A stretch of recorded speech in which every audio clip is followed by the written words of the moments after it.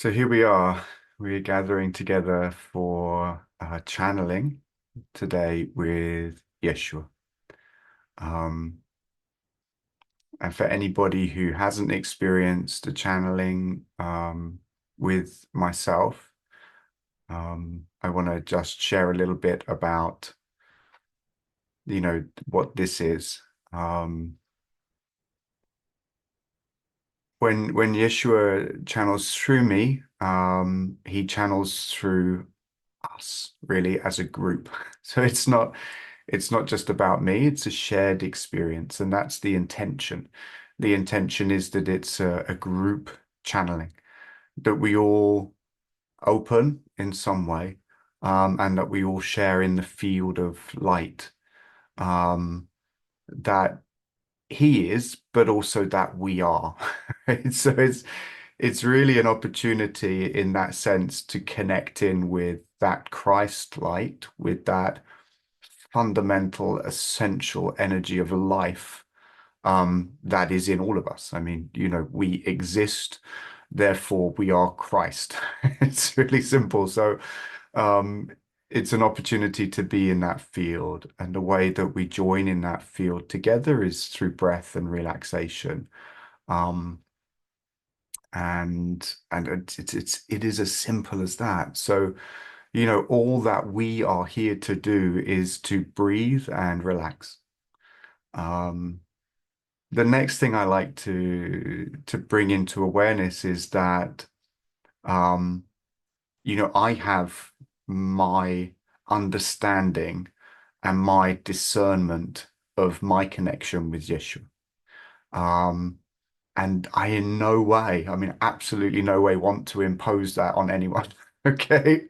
So I implore you on my hands and knees to be in your discernment, you know, um, so that it's about what you feel is true and right, not what I think or feel is true or right. Um, and that's incredibly important, I think, here, that if something resonates in your heart as truth, receive it and be it and enjoy it. If something doesn't resonate in your heart as truth, then trust that. Um, and that's really important to me. And I know that's really important to Yeshua. And I know that's really important in the journey as well. So I think that's everything that I want to say. The process unfolds with the breath now. Um, I will guide us into a short meditation, and then following that, um, I will say a little prayer and then drop into silence. It can take a little bit of time sometimes to clear my my parts, my mind, to get my little monkeys in out of the way enough to make the space for Yeshua and yes, to clear the field enough to allow him in. And he obviously helps me with that, which is good news. Um, but yeah, sometimes it can take a little bit of time. Sometimes it's very quick, other times it's not so quick. So there can be periods of silence and breath. But after the prayer, after the silence, with that breath, he will speak. Okay, I think that's everything. We are good to go. The first invitation is to be comfortable. Um, there's no point enduring physically what during this process. So be comfortable now. Find yourself comfortable. If you want to lie down, lie down. If you want to sit cross-legged, sit cross-legged. If you want to sit in a really comfortable, luxurious chair, do that. If you want to stand up, like whatever's going to work for you to be comfortable, be comfortable. Um,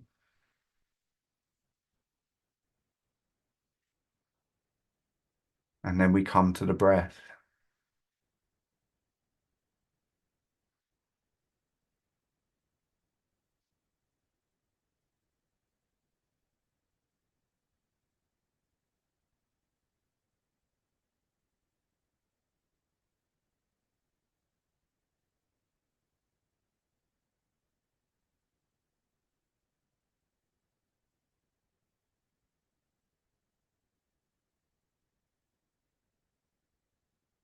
The invitation is to become aware of the breath and allow the breath to deepen in the body. And the invitation is to remain in the breath, with our home in the breathing.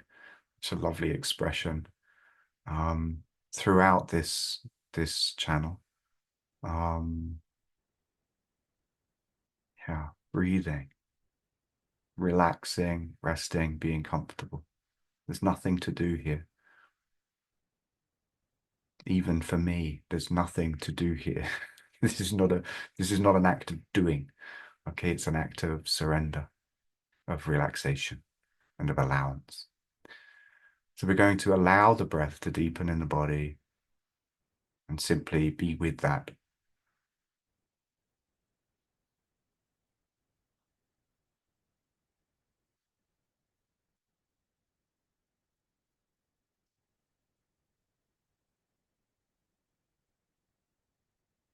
I'm going to say a prayer now.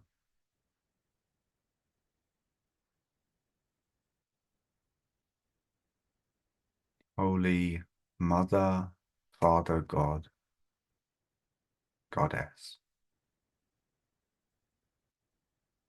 heaven and earth, spirit and form,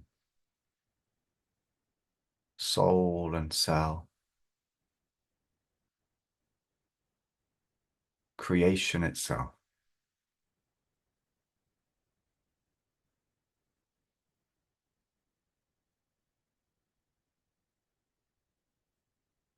It is my intention to open this space to receive love, the consciousness, soul, the being of our brother Yeshua, who abides in his truth as Christ always. So I give this body, this breath, this heart, this mind,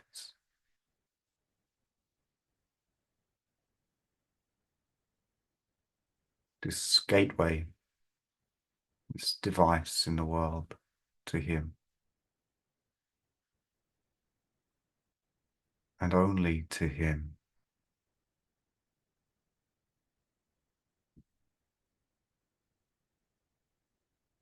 That he might share with us what is inspired through him by you.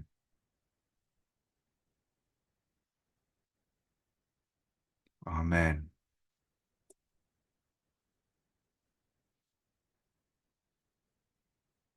Brother Yeshua, I invite you here.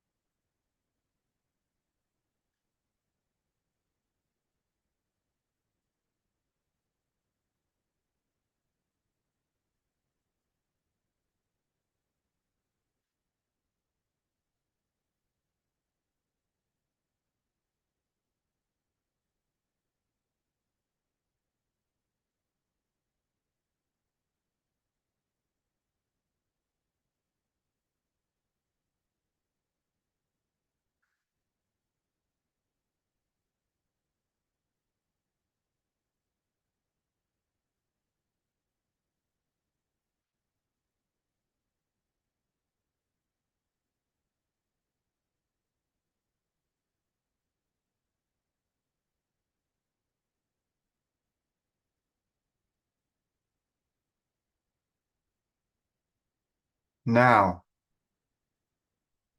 Now we begin. Welcome, my beloved friends. Welcome to my brothers, and welcome to my sister. Welcome to you, beloved soul, who has chosen to bring the form of your body and the form of your mind to this space now.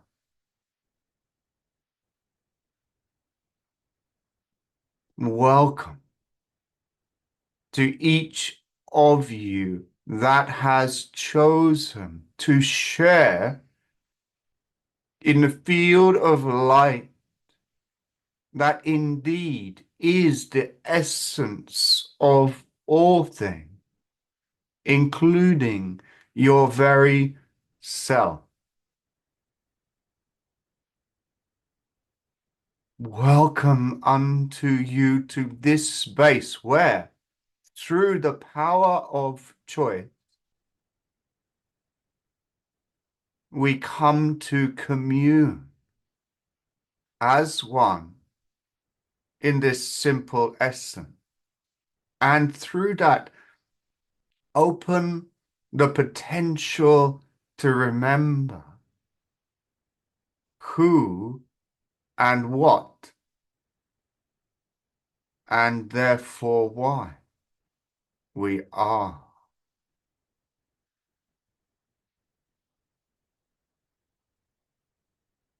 For who are you but love expressed in form?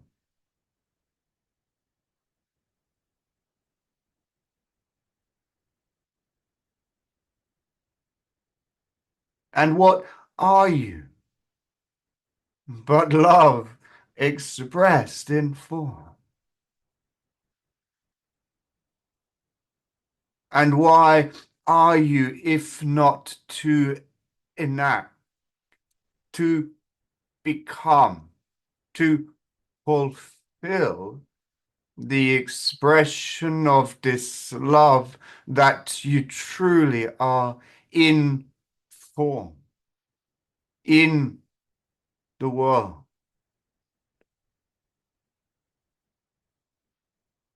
This is a movement of utter simplicity and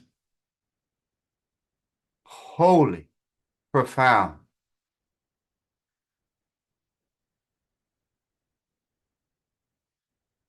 For to allow the expression of who you are is to align with the truth of creation as it is, for creation is creating you.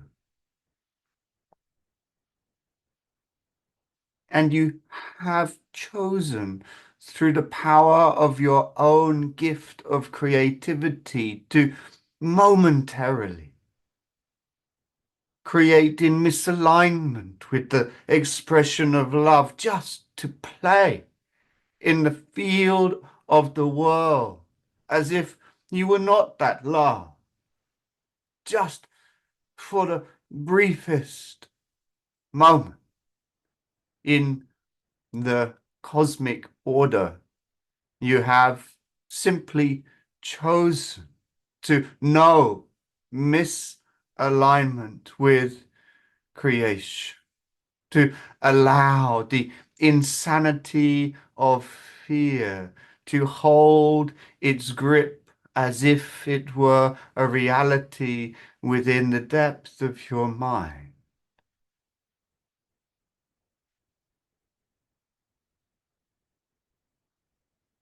And indeed, we all know truly the grip of fear, or rather the grip that we have allowed fear to hold. And yet you choose to be here in the presence of your own love, in the potential to remember the truth of who you are.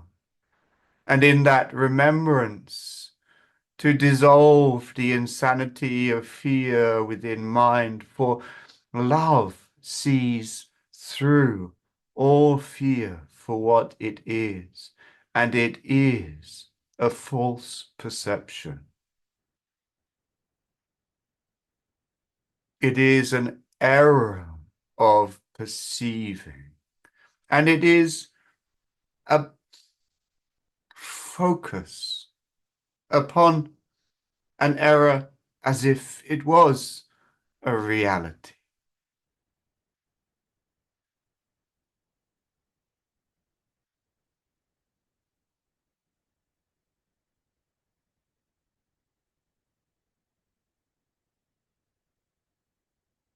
I wish to use this time with you to instill a sense of wonder, mm, to instill within you a wonder at how you use the focus of your awareness to create every single day, indeed, every single moment of every single day. For is it not true that you are using a focus of your awareness even now in this moment? And that focus of awareness, wherever it may be here and now, focused through the heart of your heart, hearing the words that come through this channel. It may be that you are distracted. It may be that your awareness is pulled to a device, a telephone. Hmm. Yet these devices are so much more than simply telephones, are they not? Hmm. They are indeed profound reflections of the way in which you choose to use your awareness. For make no mistake, awareness is a thing of great creative power when combined with the presence of thought in mind.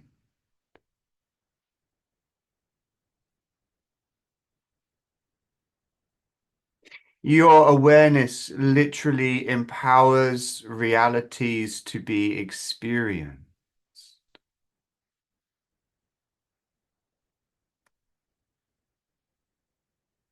Your awareness, this same awareness that is maybe here now, that is maybe there and then.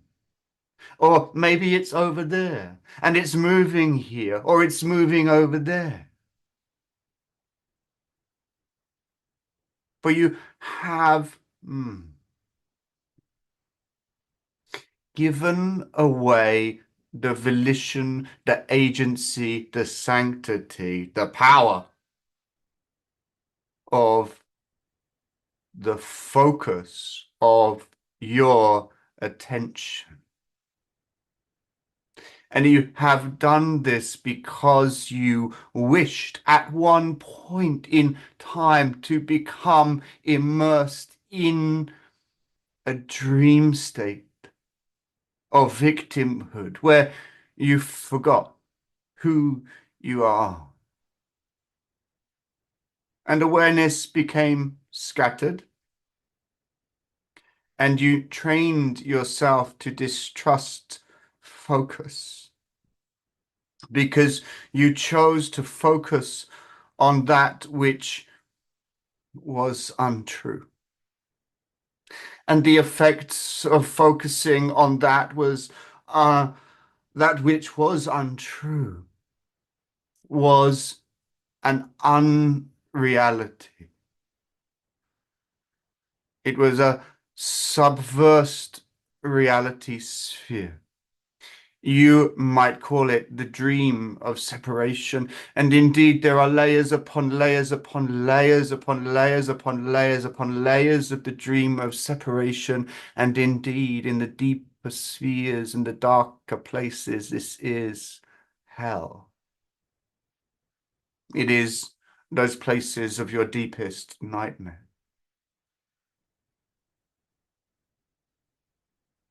These are the effects of focused awareness upon energetics, thoughts, and beliefs that are untrue. And by untrue, I simply mean that they are not aligned with the reality of love. For love alone is true.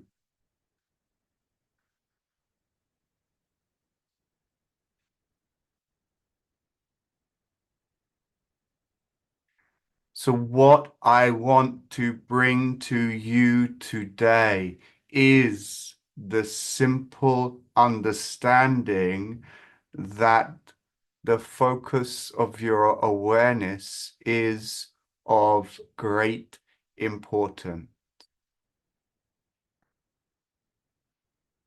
And that when you have focused your awareness on those energies that are not aligned with the truth of love, the effects have been reality spheres of fear and guilt and shame and separation and all those things in the dream that are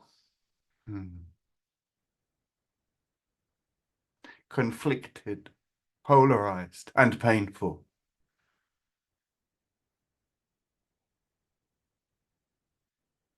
And the response of awareness is to recoil away. Mhm. It is to recoil away and scatter itself. It is an attempt to get away from the experience that has been energized through the creativity of the focus of your awareness.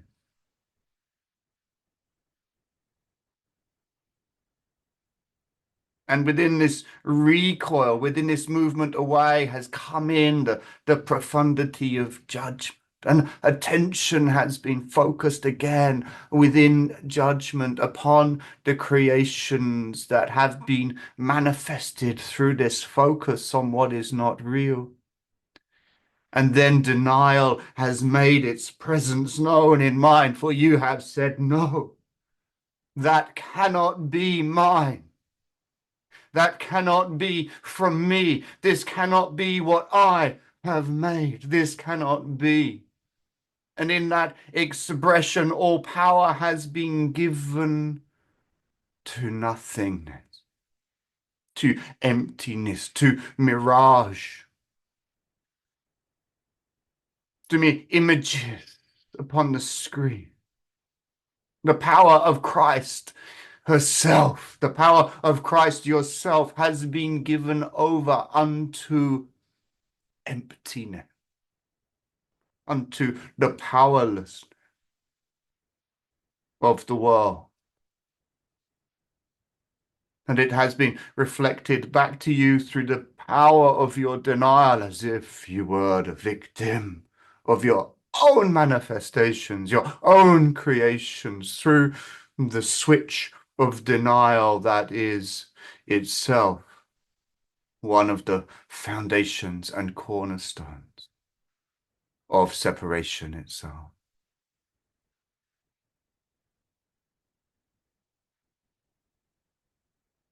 The journey then that I am wanting to set you upon is one of gently and kindly reforming awareness in mind to focus upon that which is alone true. It is to seek ye first the queendom.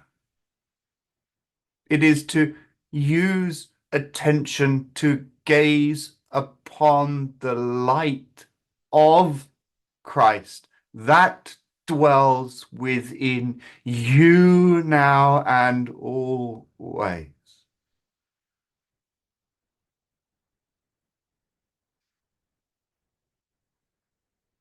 You have used the power of your awareness in focused attention to energize fearful manifestation and have denied it, have fragmented yourself in the face of it, and you have completed the task you set out to accomplish.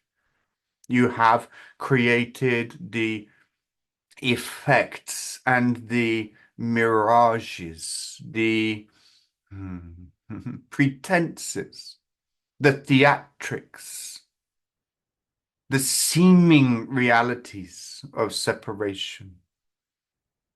You have subverted Christ into the antisphere of mind.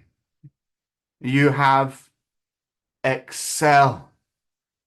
You have created stupendously. And it is, beloved friends, time indeed to hear the call within, for the Father is calling you home. The Father is calling you home. And he asks that you call forth to your creations, just as he calls forth to his, to call your creations home.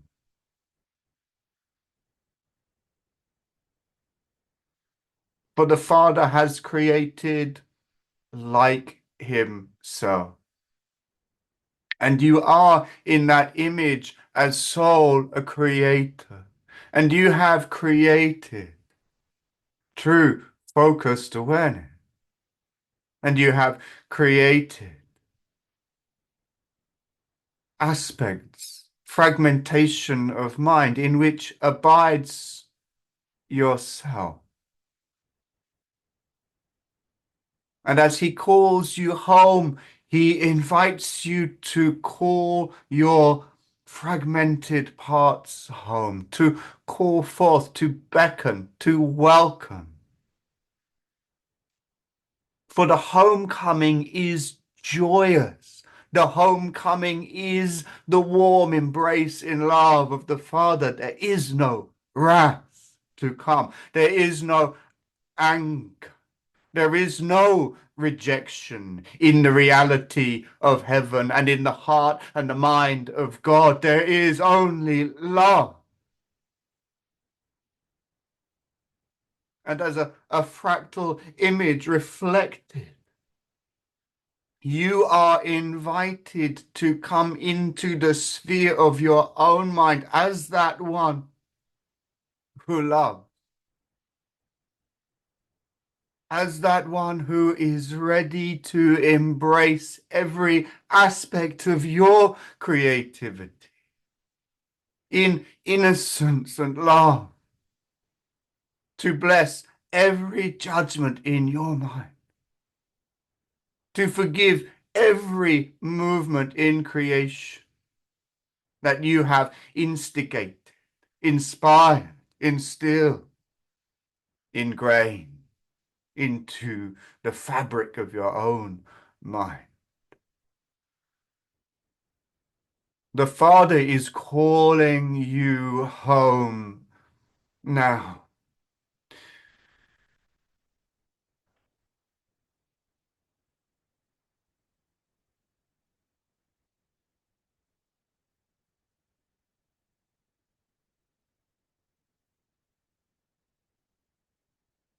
We notice every day, we notice the profundity of distraction that takes place in the day-to-day experience of awareness that you are on this planet.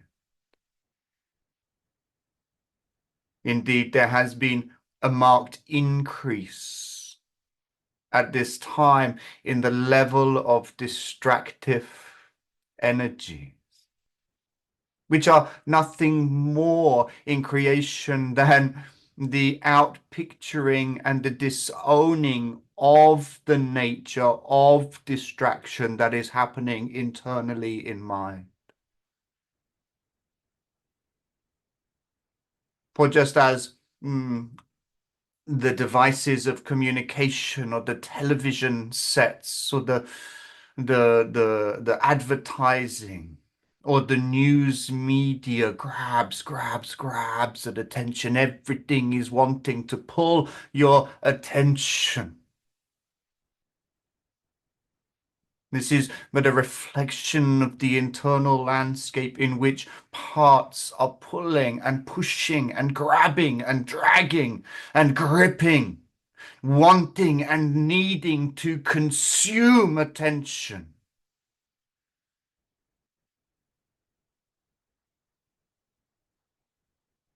And attention is given, and attention is awareness in focus, and awareness in focus is power.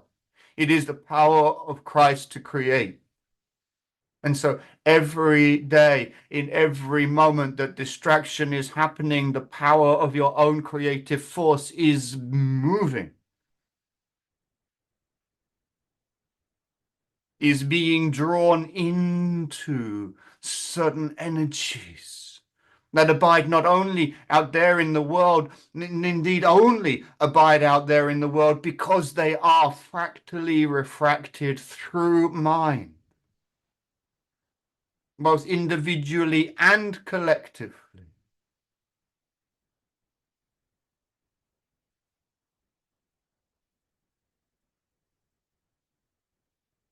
We wish to invite you into a simple process and practice whereby you do two things.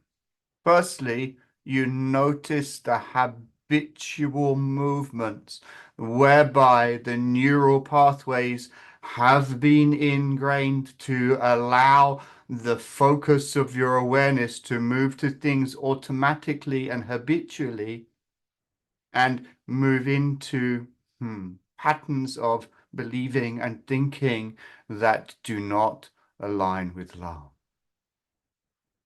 And when you notice, simply smile and make the decision, the choice within to pull back the thread of consciousness you are. And from there, to refocus your attention into awareness of love.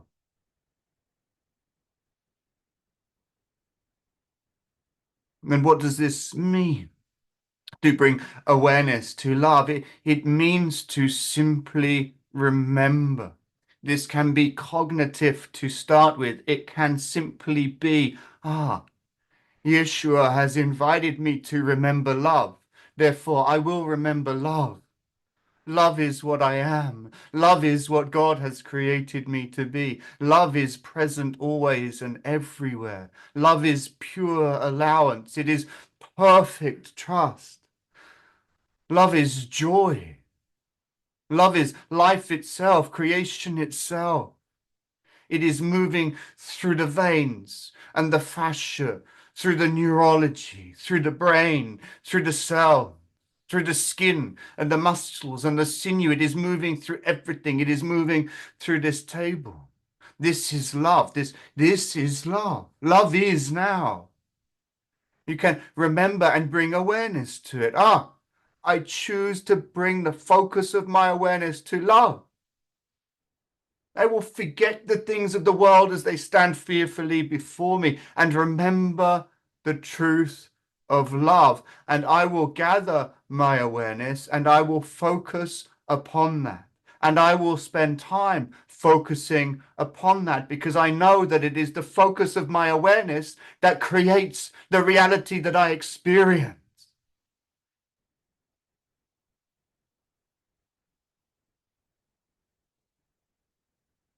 At the moment in this world, there is a tremendous vortex of fear, and many millions of minds are joined in the process of catalyzing, increasing, and swirling in this vortex of fear every single day.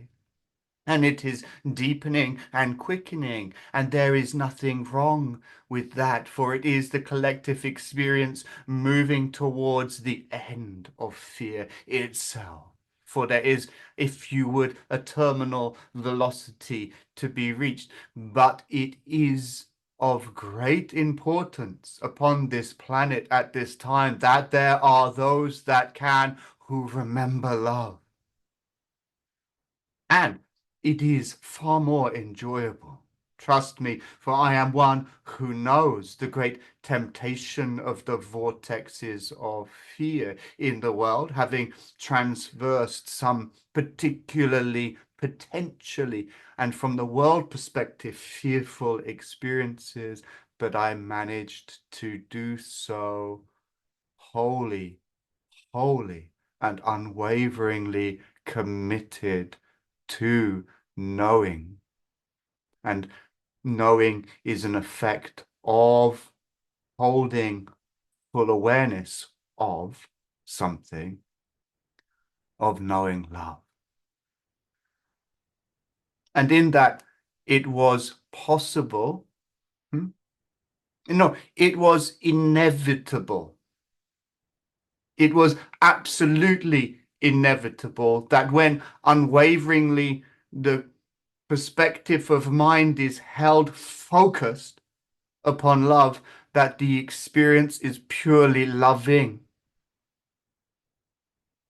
And of course, I speak here of the crucifixion, which was for me an experience of pure love and light because I maintained the focus of my awareness on that which alone is true.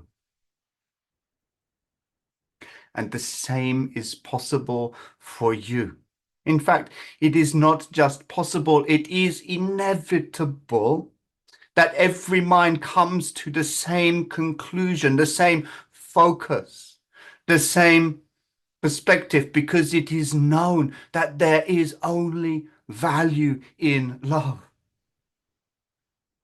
For the Antichrist, the worlds of descent that have occurred through focused awareness on that which is fearful, can truly hold no value nor reality in the mind of God, because the mind of God is purely loving always.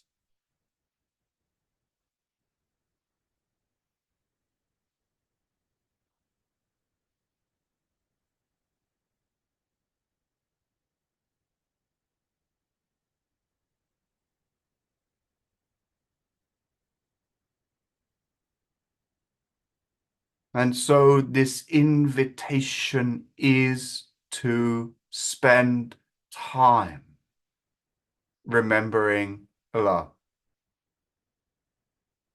bringing the focus of awareness out of the distractions of the world and returning that focus of awareness to the essence of creation itself. The only difference, and I stress this, the only difference between yourself and myself is the nature of the experience that we are creating for ourselves. And I create the nature of my experience through unwavering, focused attention on love.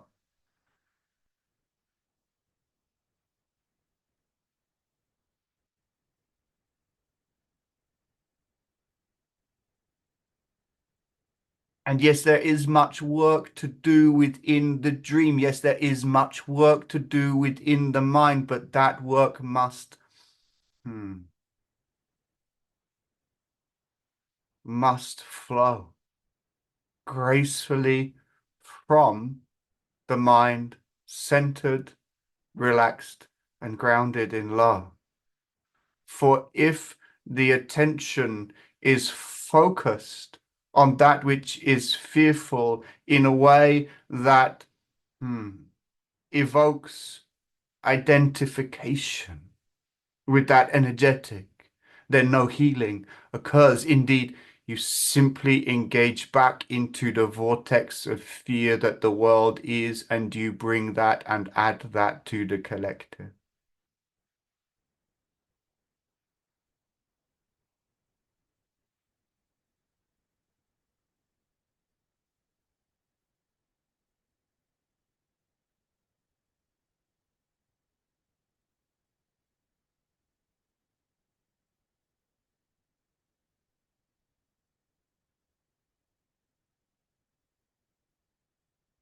There is indeed so much horror unfolding in the world. And these horrors have such power within them to pull awareness, to pull awareness down. It is uh, like a whirlpool in a body of water. And you are swimming nearby and you are pulled in. It is as if there is a gravity to these experiences that are playing out that demands your attention, that insists upon not only your intention, but your reactivity.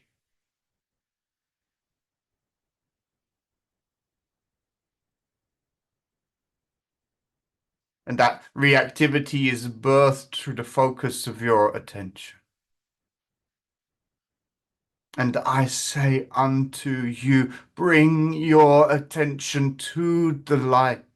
Bring your attention to love. Bring your attention first, primarily to the grace of God that is within you.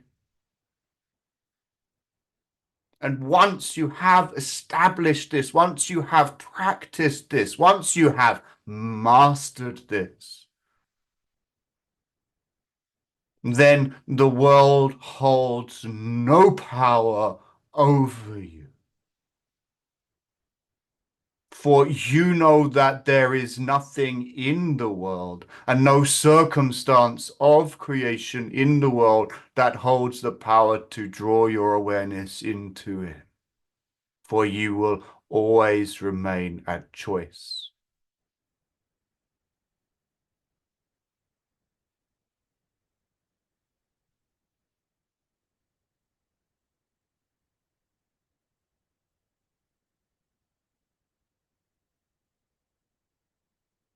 And yes, indeed, there are many layers to this, which is why I have taught the axioms and the keys, for they fit into this framework of understanding and dynamics of creativity. That which has been rejected must be embraced, yes, indeed, but it must be embraced in love.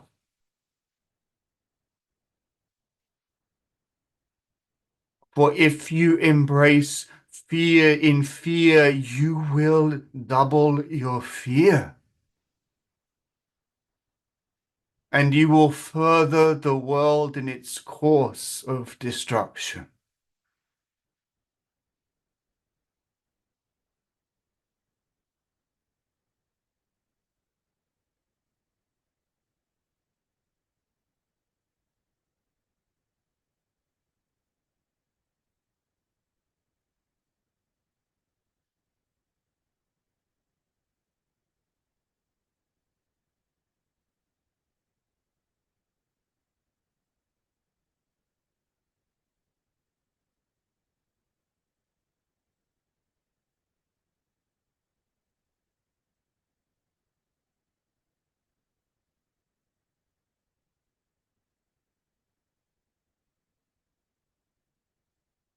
Beloved friends,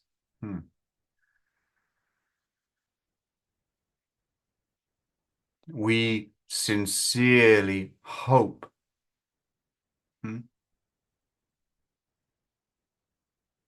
that you will take time, that you will value time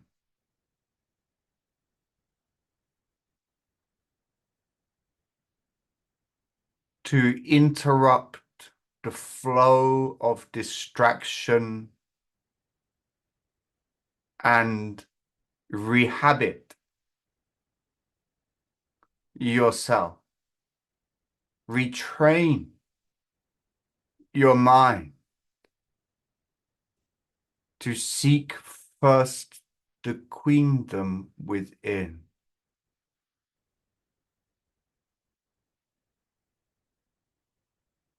For there is so much time, so much value given, so much energy and attention offered to the falseness of fear.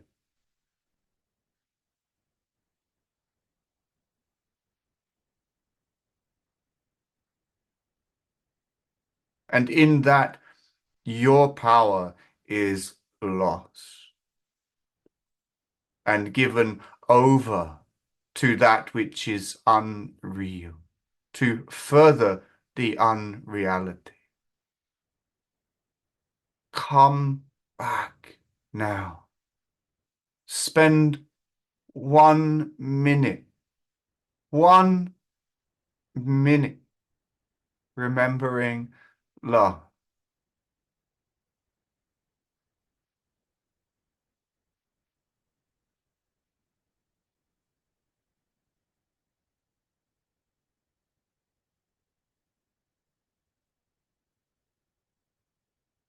Welcome and call upon your creations to come back home into the fold of this love. Let no part be left outside of this call, of this beckoning.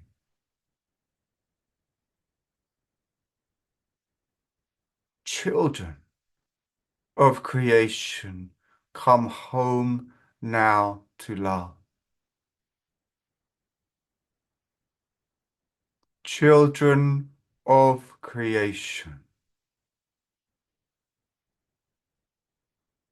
and children of these children, and the children of those children, the call is here now to come back to love.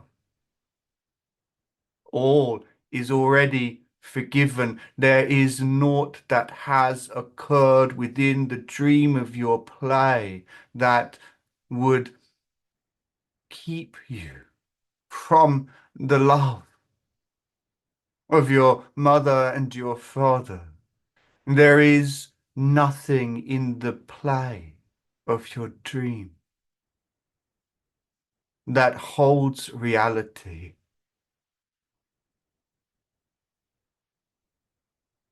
Every judgment is within your own sphere to forgive. You are free now to return to the love that has birthed you, that supports you, that sustains you, that loves you always. You are free now from the burden of guilt that you have employed yourself to maintain separation, to deny yourself the embrace of love for what you imagine has occurred in the past. Let it go. Let it go now. Let it go, for it is but a dream and holds no reality. There is nothing you have played with or within. There is nothing you have dreamt nor imagined that holds the reality and the truth and the validity and the power to deny you in this moment what is yours, what has always been yours, that which is eternally yours, which is the love of creation itself, your mother and your father, that which has birthed you into beingness, that you yourself have denied because you have rejected your own creation through guilt, through judgment. Let it go. For every thought you have ever created through is simply a dream when it is misaligned with the reality of love. And God judges not your dreams. He celebrates your dreams. Your mother applauds your dreams, for you have dreamt so well and so deeply. And you have spun nightmares within nightmares, and you have hurt no one and no thing. Deny yourself the love of God no more through the power of your guilt, for you are free from it. You are free from it now. You have always been free from it. It is merely an insistent thought in your mind that says otherwise. You are free. You are free of judgment.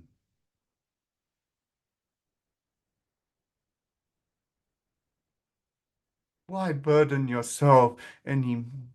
Why hold on to that which was never real nor true and wave it in the face of God as if it disqualifies you from love? Why do this to yourself? A moment more. Come now, my beloved friends, my brothers and my sisters, and release yourselves, unshackle yourselves from the burden of guilt. For you are not just, for you have done nothing worthy of judgment, for you have simply dreamt, and no hurt has occurred in reality.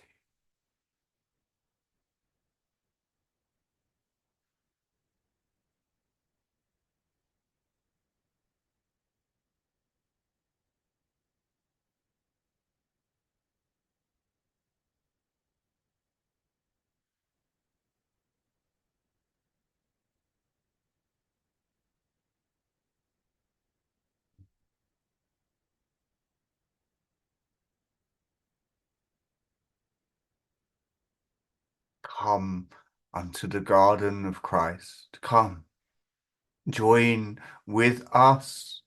Join indeed with yourself. Welcome all of your creations back into the wholeness of your own heart and soul, for you are Christ. You are Christ now, dreaming a dream and awakening from it, because you choose to relinquish your judgments and therefore unburden yourself from guilt.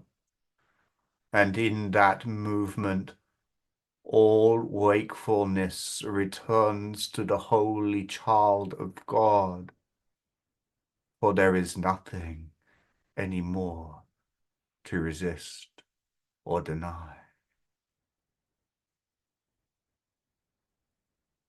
You are wholly forgiven, meaning that no judgment has ever been laid upon you by anyone other than your own self.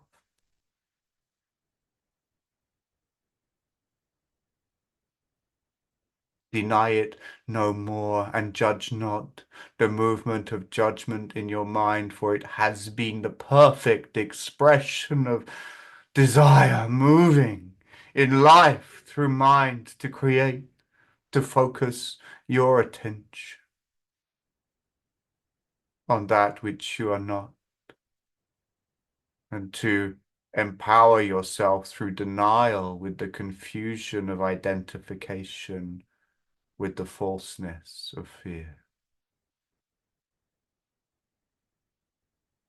I am simply here to remind you that you are free to choose love now.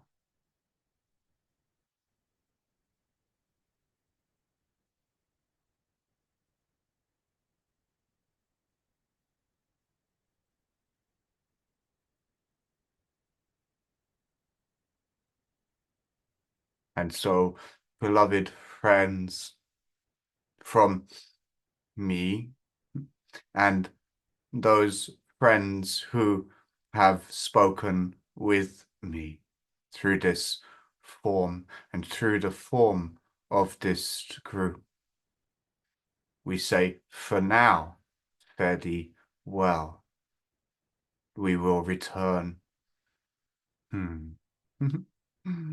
in a short while to hear and respond to some of your questions, if you have any. And I will give this back to Israel to share the plan. I will see you soon, my friends and fellow beings in Christ.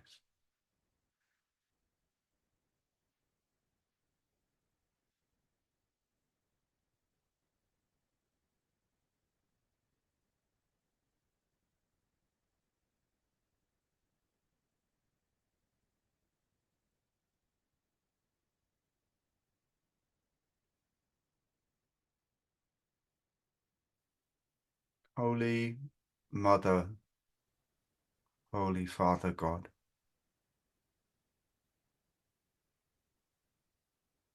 help me to stay wholly focused on you and the life and the light that you are in this process.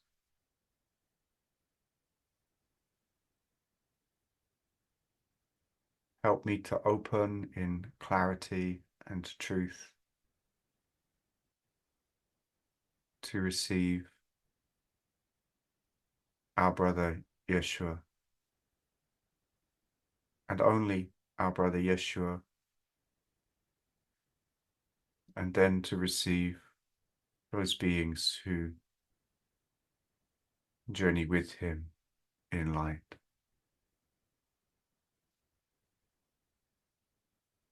I give this form, this breath, this mind, this heart, this body to him. Amen. Yeshua, I invite you in.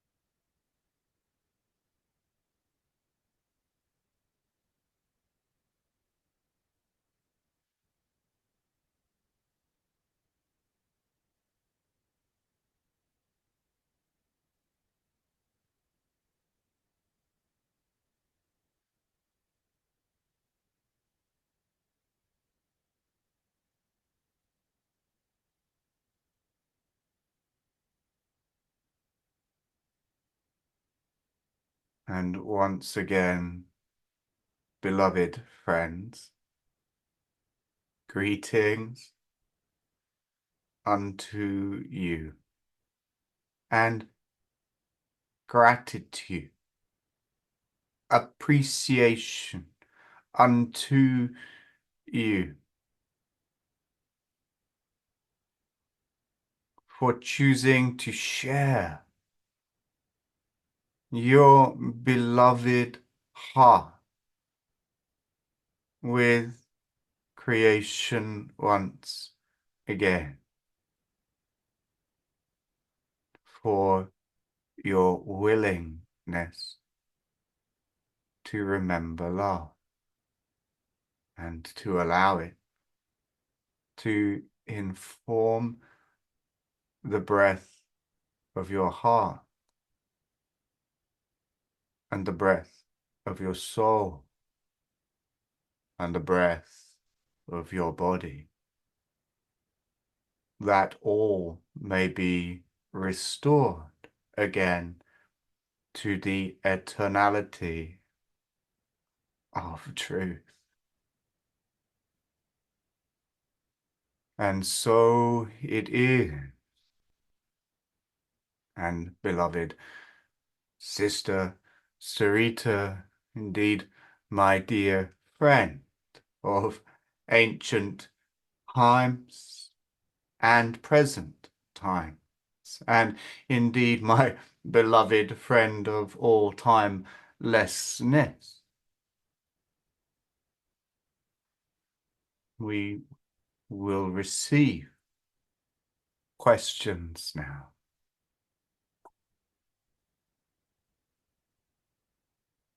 Thank you, Jeshua. Let me just check I can be heard on the microphone.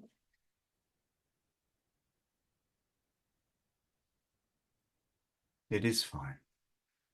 So from June, thank you for that powerful channeling. I would like to ask 2 questions, please. I am grateful to have the acquaintance of a tarot reader. I bought a beginner deck. I am asking if it is a tool used by spirit or something false and solely material. Hmm. Hmm. Hmm. Firstly, beloved friend, thank you for the power of your soul in creation and for the infinite impact of the light that you are within the whole. Hmm. In answer to your question, the cards of tarot are indeed used by love to convey messages of truth. And indeed, the cards of tarot are a tremendous distraction. For it is not inherent within the objects themselves that they are of love or fear. It is that which is conveyed through them by the focus of your awareness and the content within of your intention.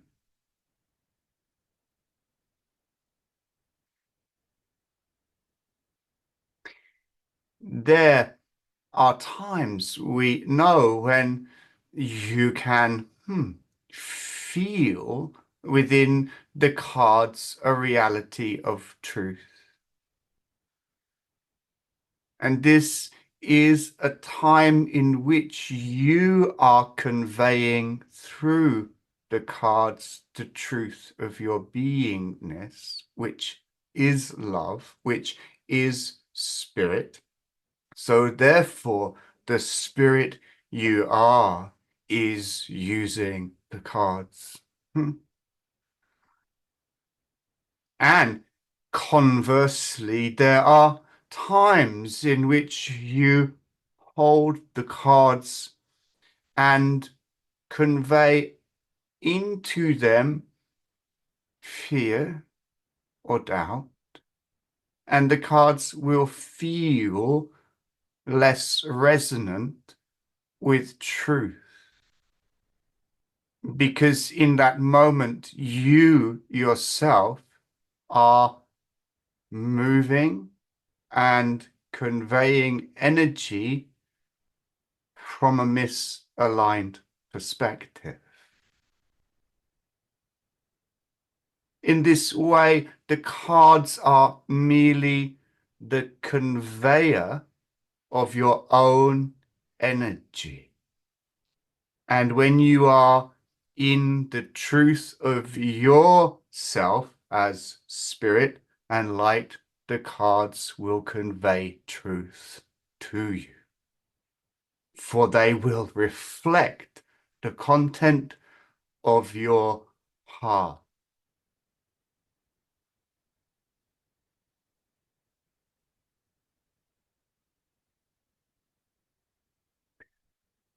To summarize, the cards are both that which you asked, wholly dependent on the input they receive from you. You make them what they are.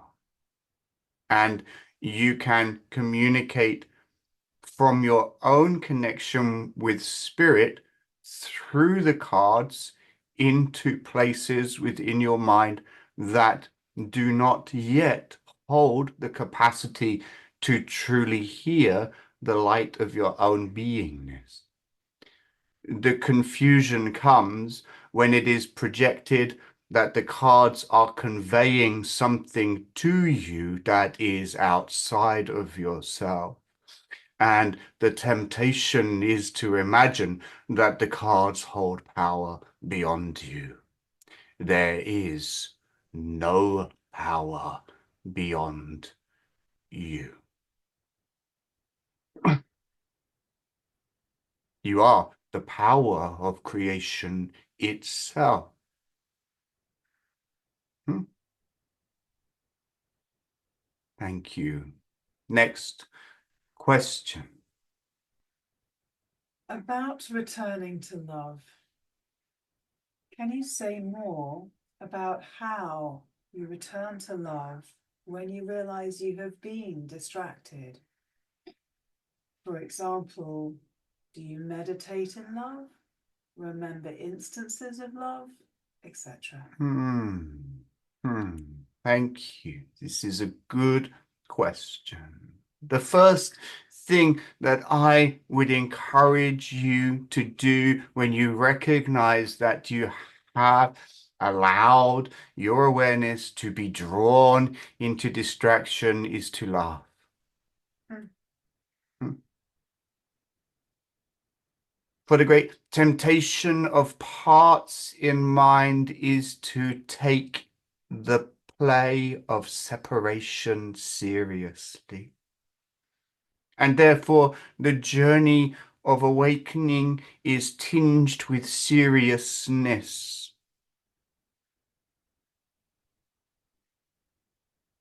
When you notice that you have been drawn away from the truth within yourself, laugh.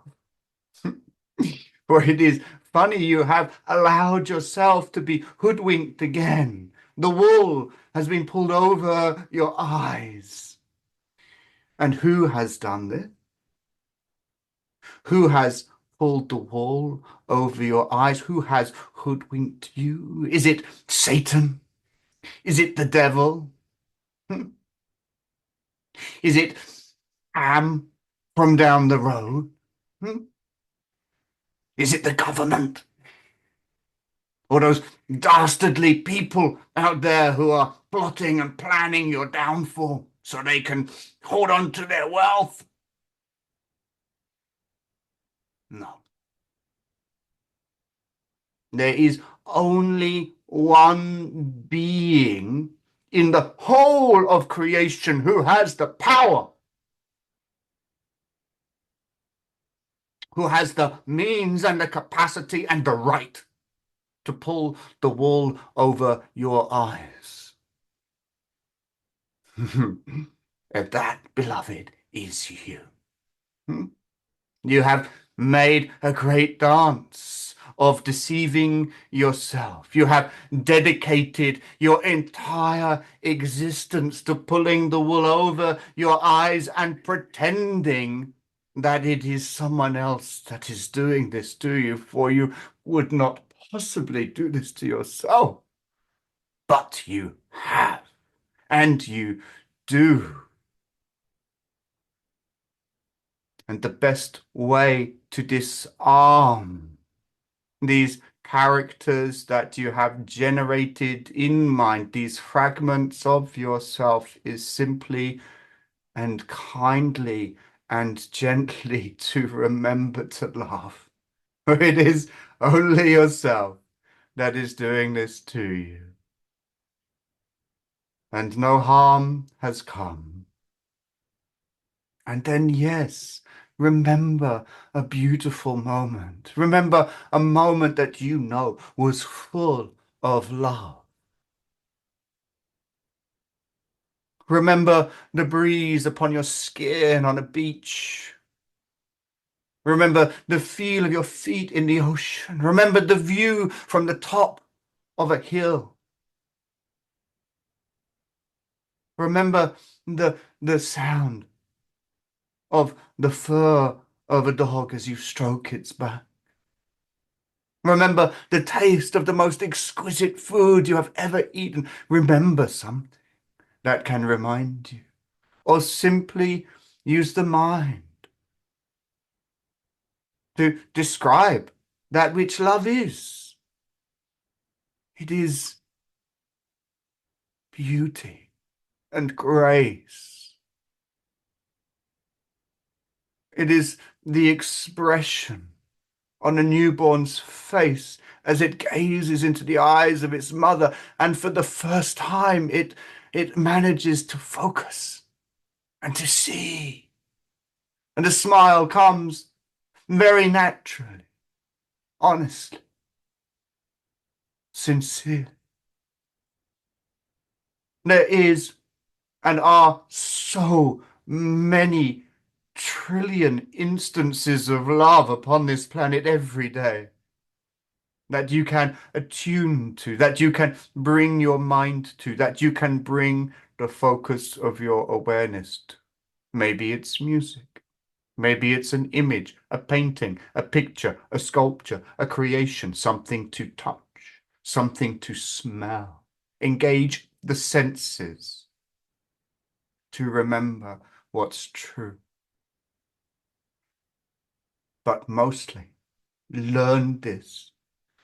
Learn that when you pull your energy back into the heart, that there is a small light at the very center of the beingness that you are. And that small light opens into the infinite landscape of heaven. And within it is the very goodness of creation. And within the goodness of creation, you are. Learn that, beloved friend, and you will never need to rely upon anything else to remember the reality of love, and you will always be in connection with it.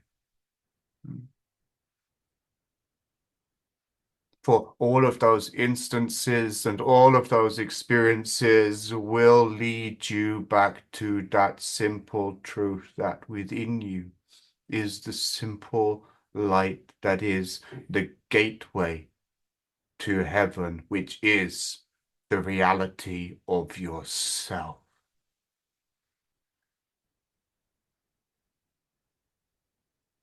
and have fun playing in the field of light. Have fun remembering those moments of joy and love and tactile, sensual connection with God through forms, through others, through your own being.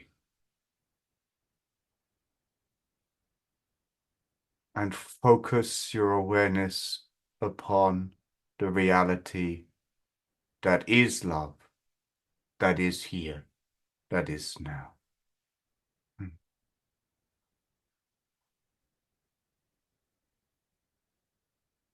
Thank you. Next question.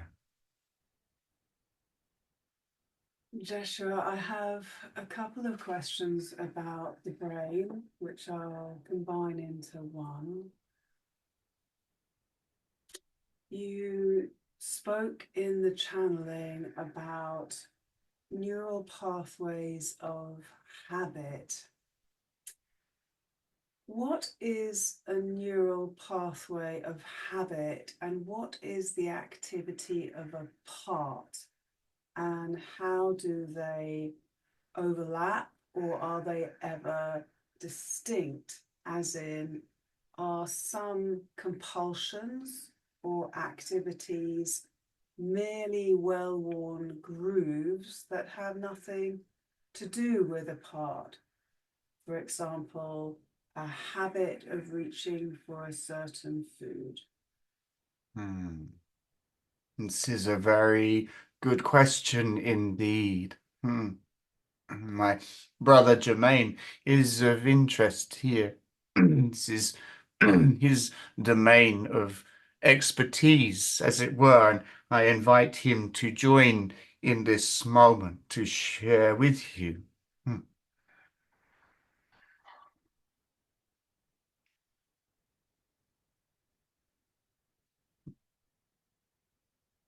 Yes, my beloved friend. Hmm. This is a good question. Hmm. The brain is a physical and energetic manifestation. The brain has neural pathways, synapses. These are electrical impulses. And the more that the electrical impulse travels through the pathway, the stronger the pathway becomes. This is a neural pathway. The easier it becomes for that movement to occur. Hmm? This is what we talk about when we talk about these neural pathways being formed and empowered. They are symbiotic with fields of emotionality and behaviors in the body. These fields of emotionality that are stored in the cellular matrix, but also in the quantum fields of the cellular matrices. This is where parts interact not only with the physicality, but with the energetic structures that underpin all physicality as well. It is the bridging plane, as we call it, between that which is unmanifest in the spiritual worlds and that which is manifest in the physical. You see, there is one continuum. There is not a cut-off point, as it were, for all physical beingness abides energetically first and manifests from the unmanifest through the quantum structures that underpin what you imagine to be your physical reality. The relationship here is that the parts, as you call them, which are primarily energetic, emotional manifestations of condensed energy that has become suffused with fragmented awareness and consciousness, and then rejected and denied because of the nature of the creation within, therefore creating a contained field of contraction. And this contained field of contraction draws the energy of creativity to it because it knows inherently within itself that it is through the power of creativity that it can try to protect itself from what it deems to be the threat that initiated the contraction and the condensing of that emotional field in the first place. So this energetic pull into the part of creative energy then gets reflected out as a protective quality. And it is an attempt to protect that is a behavioral pattern. And that behavioral pattern generates the neural pathway. And the more it is enacted, the more threat it determines or it perceives, the stronger its creation of protection. And it is this protective quality that formulates the foundation of egoic consciousness. It is the attempt to keep apart from that which is perceived as of threat and of danger.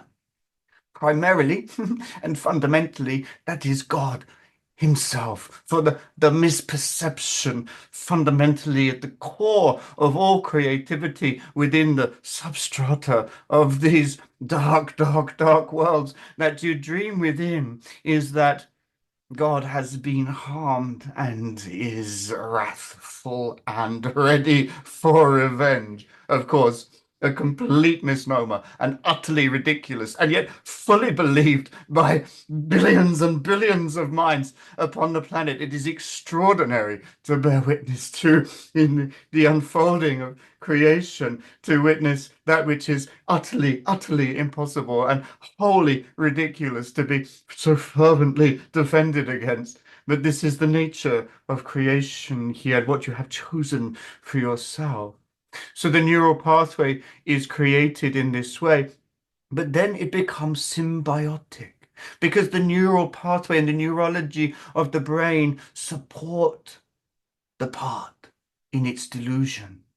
And as the feedback comes to the part that it is supported, then the part doubles down and anchors more strongly in its need for protection because the brain is feeding back to the part that it is right to be afraid and it is right to protect. And the part says, I knew I was right. I knew I was right. And that gets fed back to the brain and its protection. So it becomes this reinforced feedback loop in which the brain is telling the body that it is not safe, and the body is telling the brain that it is not safe, and they are in conclusion that the fundamental delusion is accurate and true when it is not.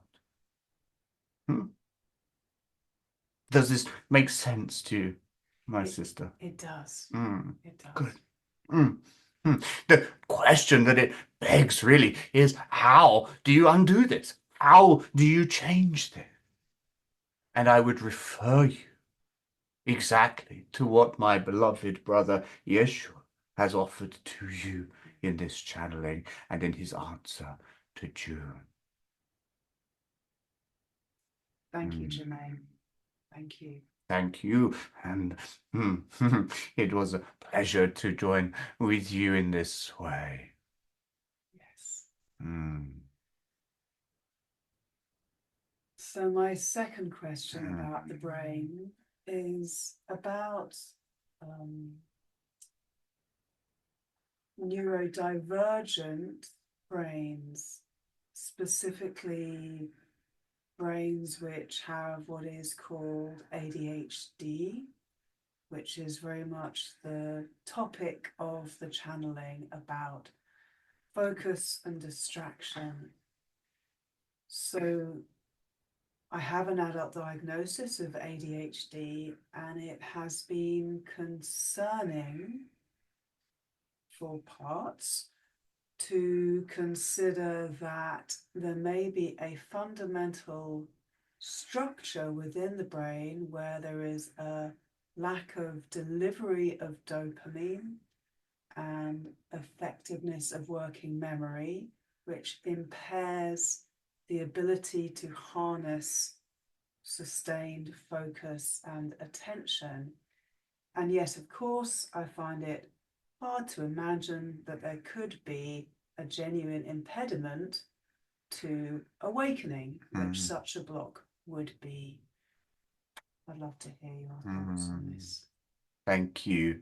This is indeed a very interesting question again, and something that I find myself intrigued by in the structures of creation and reality.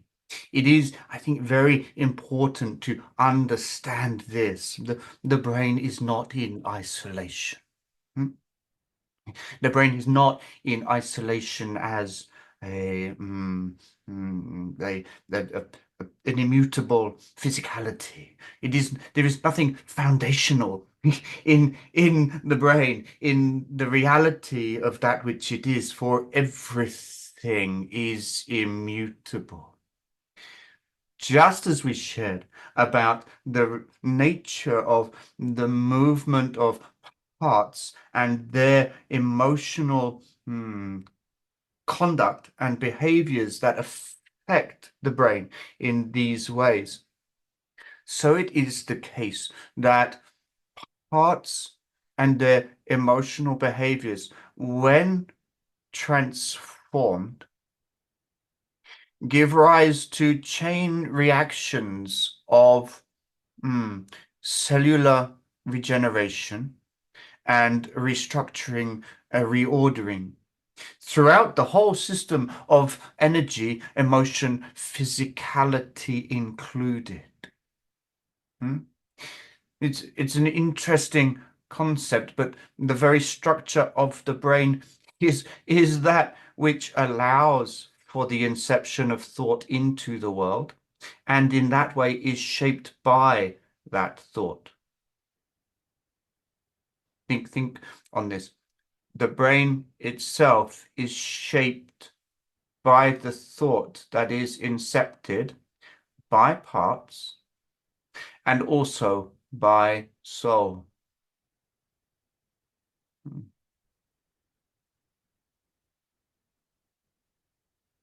So the brain is shaped by the thinking that it allows through it as it is offered through the quanta, the cellular matrices of the emotional condensed parts and by soul. In a brain that is, we could say, configured through, hmm, hmm, I'm going to say the explosions of remembered trauma. Hmm? For this is at the very heart of that which ADHD is. It is instances in which the brain has um, short-circuited, in which there has been surges of electrical impulse that have splayed the neural receptors into fragmentation. So they have literally, instead of being condensed into one pathway, they have formed many pathways.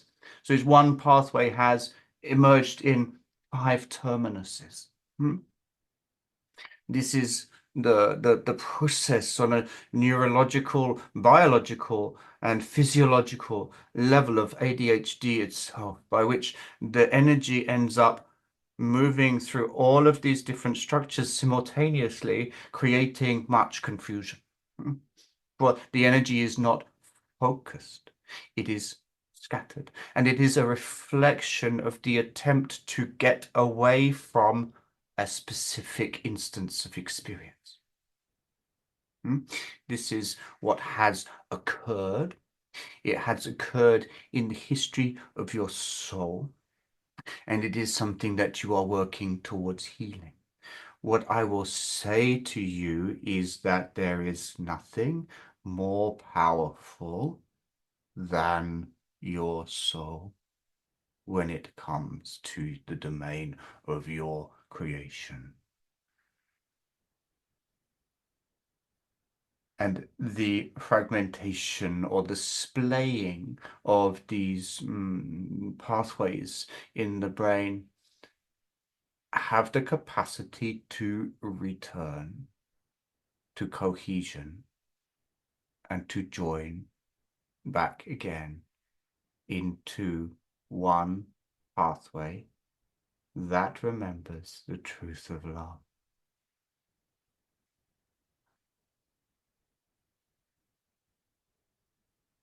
The key to this healing is twofold. Firstly, it is to practice for very short moments in time, remembering love, and to instruct your parts and your brain that here is a segment of time for 10 seconds, for 12 seconds, in which you are simply going to focus through one strand of energy upon love. That's it.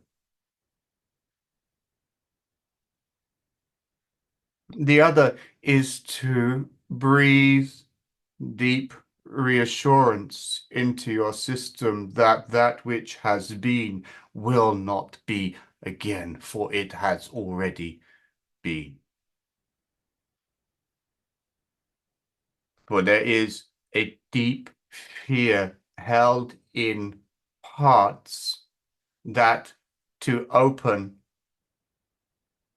is to re-experience and to welcome the remanifestation of the trauma that instigated this surge.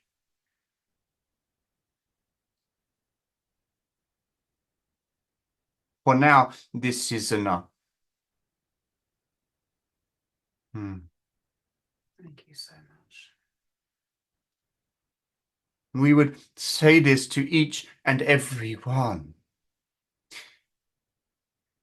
It is imagined that the physicality is a reality and is immutable as what it is. And we are telling you it is not.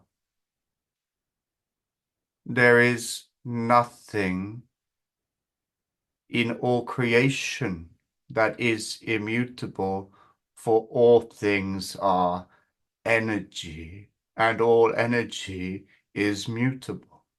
There is no such thing as energy that is immutable, for all energy has the capacity to change form.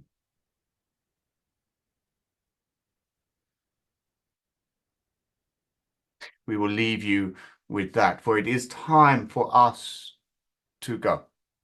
We thank you for this space and this opportunity to communicate with you.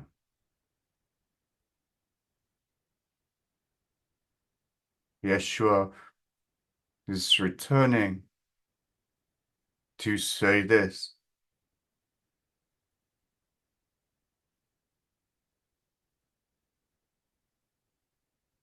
The power is within you. It is nowhere else. It is not in me. My power is in me, and I have claimed that power and rejoice in using that power, that the focus of my awareness is to remember the love of my Father always. And within that, all things are given, all things are known, all things are trusted, all things are allowed, and all things are good.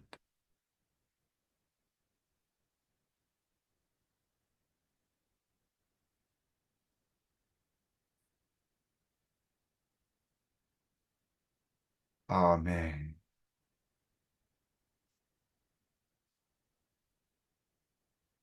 Fare thee well, my friend.